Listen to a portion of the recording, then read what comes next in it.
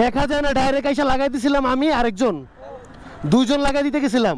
এটা উড়ে যাবে, এটা দেখা যায় না, এটা বাতাসে উড়ে যাবে। এটা একটা ছোট জিনিসের জন্য একটা বড় অ্যাক্সিডেন্ট হবে। এদিকে থামাও, এটার পিছনে কিছু বাঁধন না কেন? এটার পিছনে কিছু বাঁধন না কেন?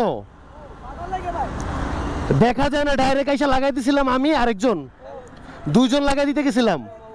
এটা দেখা যায়, রাতের অন্ধকার, এটা দেখা যায়।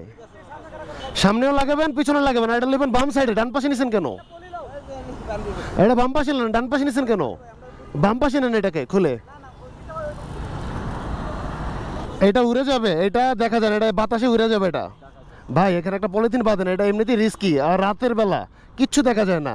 আমি সামনে আইসা ব্রেক করছি, আরেকজন আইসা এবার ব্রেক করছে। সে যখন বার হচ্ছে তখন আমি টান দিয়েছি, টান দিয়ে দেখি যে এটা সামনে একদম লাগাই দিছিলাম। পলিথিন বাঁধেন ভাই, বড় পলিথিন বাঁধেন। আর এটাকে বাম পাশে নেন, ডান পাশে রেখেন না ভাই। আপনি কি করেন জানি না, এটারে উঁচা এই যে এটা বাঁধেন। হ্যাঁ ভাই, এই একটা ছোট জিনিসের জন্য একটা বড় অ্যাক্সিডেন্ট হবে।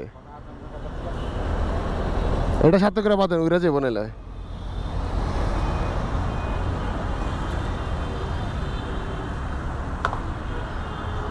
আর আপনি তো জানেন, আপনি বলবেন না বাইদানিতে?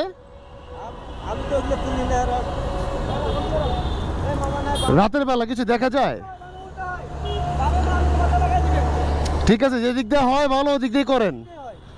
ছোটখাটো অসতর্কতার কারণে অনেক বড় অ্যাক্সিডেন্ট হয়ে যাবে, একটা মানুষের ক্ষতি হয়ে যাবে, একটা পরিবার ধ্বংস হয়ে যেতে পারে।